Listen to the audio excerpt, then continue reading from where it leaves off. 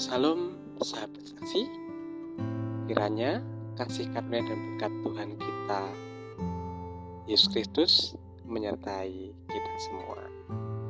Firman Tuhan pagi ini saya ambil dari Efesus 4 ayat yang ke-15, demikian bunyinya.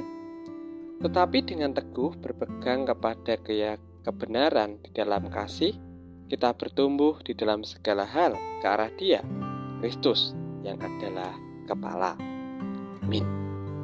Mari kita berdoa. Tuhan Yesus, kami mengawali hari kami dengan membaca firman-Mu, yang memberi hikmat kepada kami untuk mengerti apa yang menjadi kehendak-Mu. Dalam nama Yesus kami berdoa. Sahabat saksi, pagi hari ini renungan yang saya bawakan sesuai dengan nats yang diberikan oleh Sinode GITJ dalam rangka ultah Sinode GITJ ke-84 dan juga ulang tahun bulan Oikumene ke-74 PGI yang mengambil tema tumbuh bersama dalam segala hal ke arah Kristus. Sahabat saksi, kita kenal dengan yang namanya bunga matahari, bunga yang indah ya ketika mekar warnanya kuning keemasan, dan daripadanya ada kuaci yang sering kita nikmati dalam waktu santai kita, waktu nongkrong kita.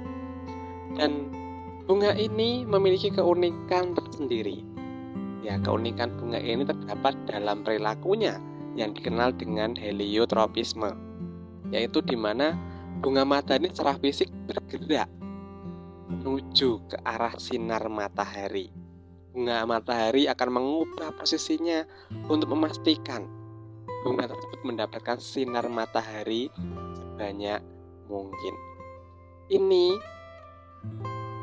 dilakukan oleh bunga matahari untuk menopang pertumbuhan dan juga perkembangan kelopak bunganya, sehingga bunganya memiliki warna yang indah dan bahkan ada kuaci-kuaci yang berisi dari kelopak bunga tersebut. Nah, belajar dari bunga matahari ini yang memerlukan sumber cahaya untuk pertumbuhan, keindahan, dan kebermanfaatan dari bunga matahari tersebut, tentu ini bisa dibandingkan dengan kehidupan kita sebagai orang percaya.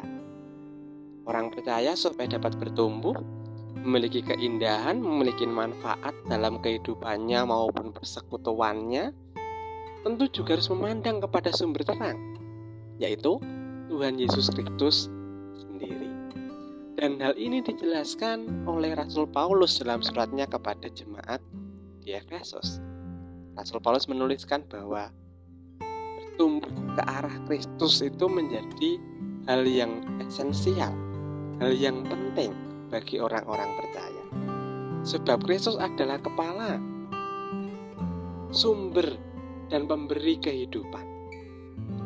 Dan untuk mencapai pertumbuhan yang terarah kepada Kristus, maka dalam ayat sebelumnya kita membaca bahwa di sana Kristus mengutus para rasul, nabi-nabi, pemberita Injil, gembala, pengajar, supaya jemaat ini memiliki pengetahuan yang benar tentang Yesus Kristus, memiliki iman dan cinta yang kuat kepada Yesus Kristus.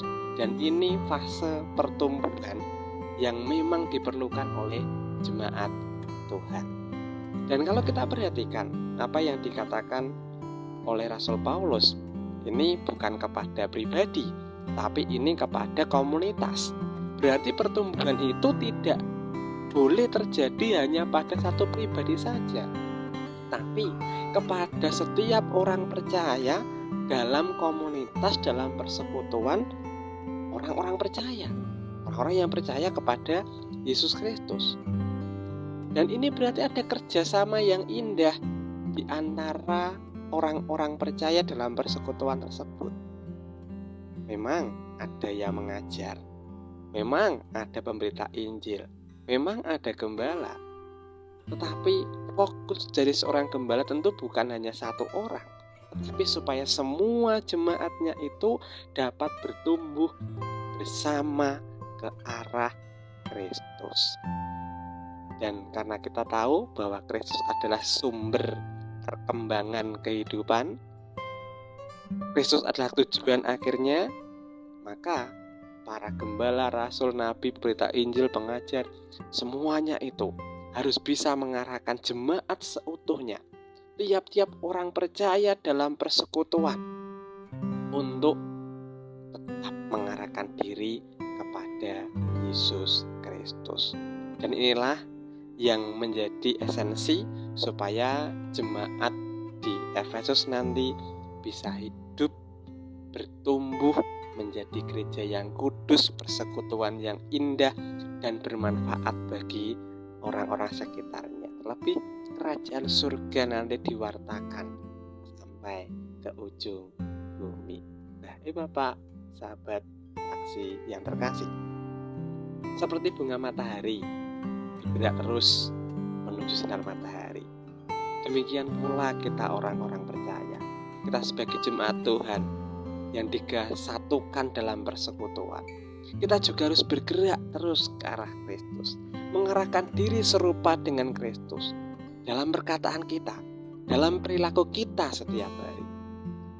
Kita secara pribadi, gereja kita, persekutuan kita tidak akan pernah dapat bertumbuh kalau kita tidak mengarahkan diri kepada sumber perkembangan kehidupan, yaitu Tuhan Yesus Kristus sendiri.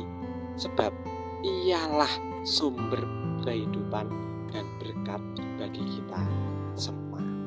Sebab itu, mari sebagai jemaat Tuhan jangan egois, tapi kita lebih suka hidup dalam kebersamaan.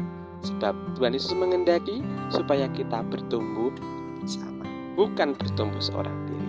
Mari saling menopang, mengarahkan satu dengan yang lain, sehingga bertumbuh bersama dalam pengetahuan, iman, dan kasih kepada Yesus Kristus. Dan kita menjadi gereja-gereja yang indah dan menjadi berkat bagi dunia. Kiranya Tuhan berkati kita. Amin. Mari kita berdoa. Tuhan Yesus, terima kasih untuk firman-Mu. Mampukan kami supaya kami tidak egois, tetapi ketika kami bertumbuh bersama dengan jemaat-Mu yang lain untuk mengarahkan diri kepadamu. Sebab Engkaulah sumber kehidupan dan berkat. Dan dalam kebersamaan, jadikan kami persekutuan orang-orang percaya, persekutuan yang indah, persekutuan yang menjadi berkat bagi dunia. Kiranya Engkau memberkati. Haleluya.